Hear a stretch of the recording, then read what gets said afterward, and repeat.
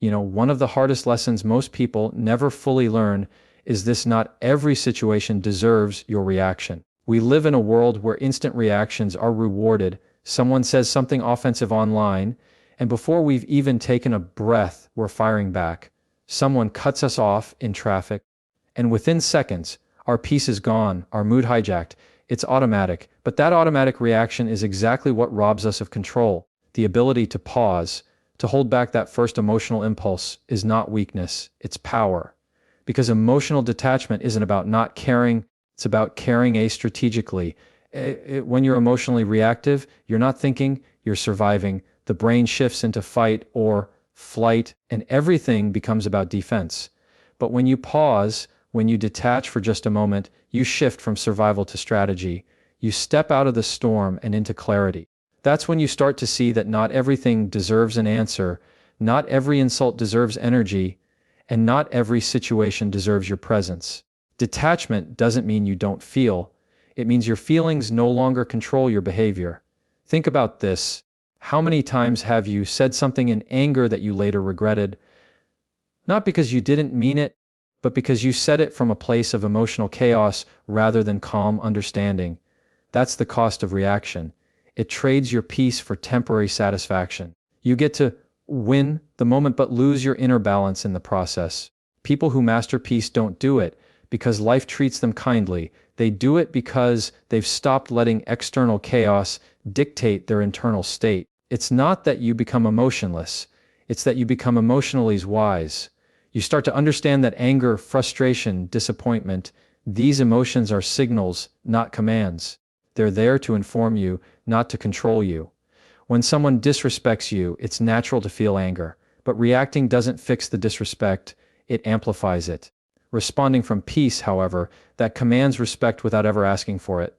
Psychologically speaking, emotional detachment activates what neuroscientists call the prefrontal cortex, the part of the brain responsible for logic, judgment, and decision-making. When you react impulsively, that part of the brain goes offline. Your primitive emotions, fear, anger, pride, take over. But when you take a breath, when you step back, you literally re-engage your higher reasoning. You go from reacting to responding. And that small gap between what happens and what you choose to do next, that's where your power lies. That's where peace begins. Most people think control means domination, controlling others, controlling situations. But real control is internal.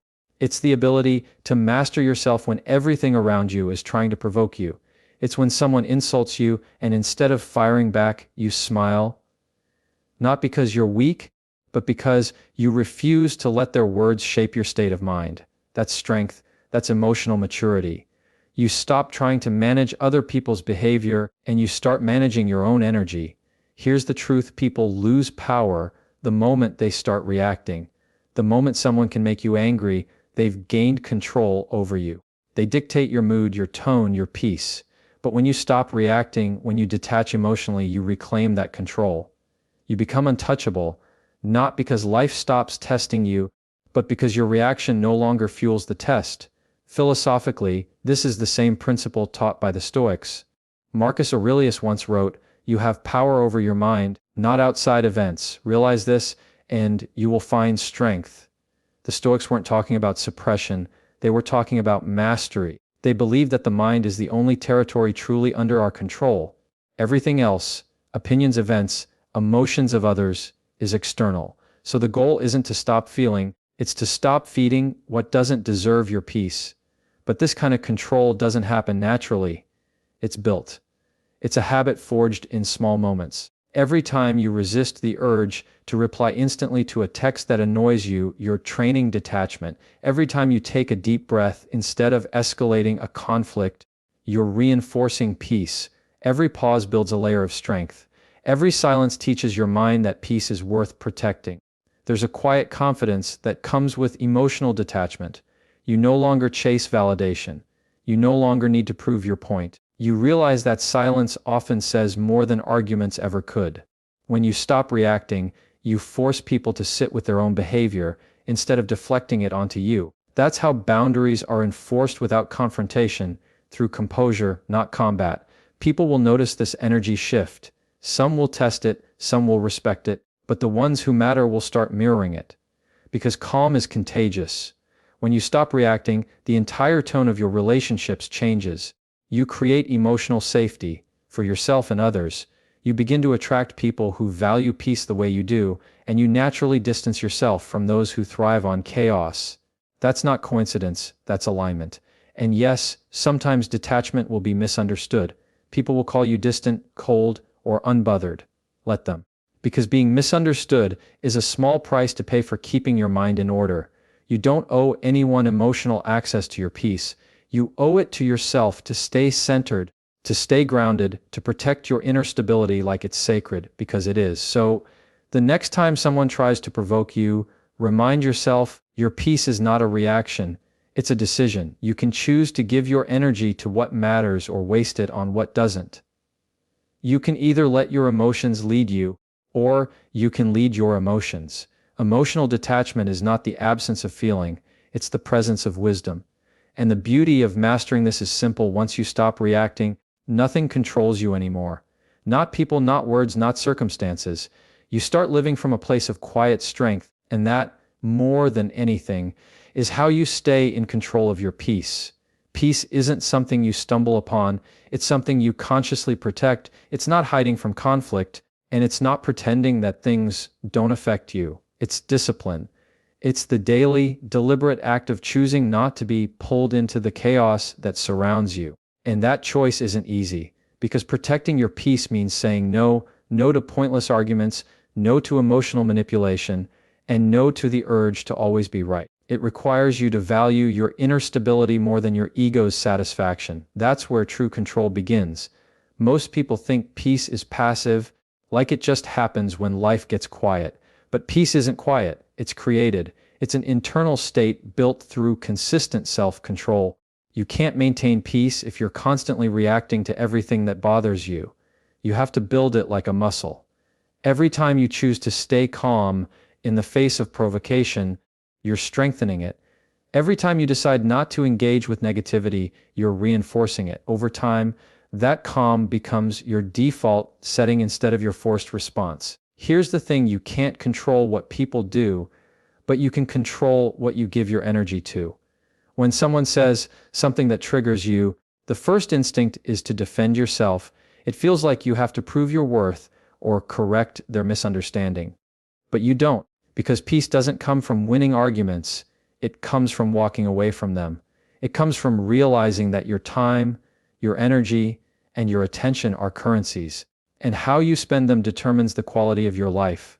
If someone can steal your peace easily, they can control you effortlessly. That's why discipline matters. Protecting your peace isn't about avoiding discomfort, it's about mastering it. It's about learning how to sit in tension without reacting to it. To look at a situation, feel the emotion rise, and still choose silence. That's not weakness, that's emotional fitness. And emotional fitness is far rarer and far more powerful than physical strength, because it's not about how much you can lift, it's about how much you can let go. Discipline in this context is the art of restraint. It's training your mind not to jump into every emotional invitation. You'll notice this as you grow. Most conflicts are traps. Someone says something to pull you into their storm, and the moment you engage, you're playing by their rules. But when you stay calm, when you stay centered, they lose control. You're not refusing to participate, you're refusing to lower your frequency. That's what protecting your peace really looks like, staying grounded when the world tries to make you react. Psychologically, this is about cognitive control, the ability to manage what thoughts you focus on. Every time you replay a conversation in your head, every time you argue with someone in your mind, you're feeding energy into what doesn't serve you. Protecting your peace means catching yourself in those loops and saying, no, this doesn't deserve more of me. It's an internal boundary, and like any boundary, it requires consistency. You can't just decide to have peace, you have to train yourself to maintain it. Philosophically, peace is tied to self-mastery. Think of it this way: if your peace depends on how others treat you, it's not peace, it's permission. You're letting other people decide when you get to be calm. But when you master yourself, when you develop the discipline to stay emotionally neutral, you no longer depend on external validation. You become your own anchor. You stop being a leaf blown by the wind and start being the tree that stands firm through the storm. That's power, the quiet kind that doesn't need to prove itself. The discipline of protecting your peace also means managing your environment, what you listen to, who you surround yourself with, and what conversations you allow into your space. Because energy is contagious, spend enough time around chaotic people and you'll start mistaking chaos for normal. Protecting your peace means curating your inputs, being intentional about what you consume mentally, emotionally, and spiritually. It's not isolation, it's alignment. You're not avoiding people, you're choosing the kind of energy you want to live in. There's a saying that the more you value peace, the less you tolerate nonsense. That's the truth. As you grow, you start realizing that drama isn't stimulating anymore, it's exhausting. You stop craving confrontation and start craving clarity. You stop trying to win people over and start protecting your energy. You begin to understand that not every situation deserves your involvement, not every person deserves your access, and not every problem is yours to solve. That clarity doesn't come from pride, it comes from peace. When you reach that point, your silence becomes your strength. Because silence isn't empty, it's full of control. It means you're not operating from impulse but from intention. People may misinterpret your calm as indifference, but that's their misunderstanding to carry, not yours to correct. Protecting your peace means being okay with being misunderstood. It means knowing that your job isn't to be liked. It's to be balanced. You can't educate every person who misreads your calm. Sometimes you have to let them talk while you continue to build your peace in silence. And here's the paradox. The more disciplined you become in protecting your peace, the more freedom you feel. Because peace is freedom. Freedom from overthinking. Freedom from emotional dependence. Freedom from the constant need to explain yourself. You begin to experience life from a grounded state, fully aware, fully present, but completely unbothered. That's not apathy, that's awareness. You're aware of what deserves your energy and what doesn't. You're aware that reacting to everything is a form of self-sabotage. Protecting your peace also requires forgiveness, not for others but for yourself. Because maintaining inner calm doesn't mean you'll always get it right. There will be days you react, days you lose your cool. That's okay. The goal isn't perfection, it's progress. Every moment you recognize that you've lost peace is an opportunity to reclaim it. The awareness itself is a victory. That's how you grow, not by never breaking, but by learning how to return to center faster each time. At its core, peace is a decision made in every moment. It's the decision to prioritize your mental and emotional clarity over temporary satisfaction.